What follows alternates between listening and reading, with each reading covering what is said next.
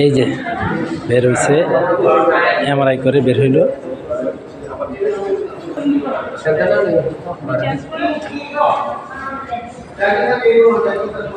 কেমন লাগতেছে?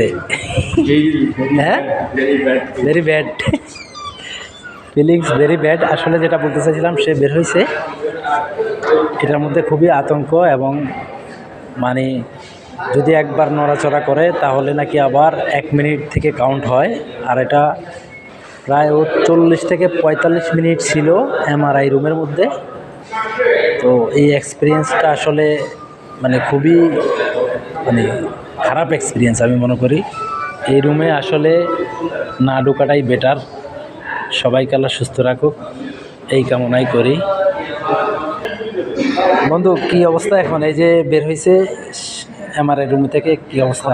আমার মনে হয় 1 ঘন্টা হয়ে গেছে। 40 থেকে 45 মিনিট। হ্যাঁ ভাই, আমার এই দ্বিতীয় টাইম, সেকেন্ড টাইম। তো ফার্স্ট টাইম আমার এত সময় লাগে নাই। ফার্স্ট টাইম আমি প্রায় 20 থেকে 25 মিনিট, হয়তো বা প্রায় 45 থেকে 50 মিনিট। আমি আসলে বেশি ভয়টা পাইছি এই কারণেই, আমি সেকেন্ড টাইম এত লং টাইম সময় লাগার কারণে আমার একটা মনে ভিতরে একটু ভয় কাজ করছে। আর এমনি একটু ভয় ভিতরে অনেক পুরানো আতঙ্ক, একটু আতঙ্ক, বাট নিজেকে কন্ট্রোল রাখতে হবে, কন্ট্রোল করার চেষ্টা করছে। এই রুমে কি সবাই আসা উচিত? না আমি মনে করি সবাই যেন না আসে। আল্লাহ যেন সবাইকে সুস্থ রাখে, সবাই যেন না আসে। যারা হার্টের রোগী তারা অবশ্যই, তাদের জন্য রিস্ক, 100% রিস্ক আমি মনে করি।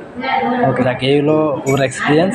সে বলতেছে যাদের হার্ট দুর্বল তারা যেন এইসব রুমে না ঢোকে। তো আল্লাহ সবাইকে সুস্থ রাখুক, এই কামনা করি। আসসালামু আলাইকুম।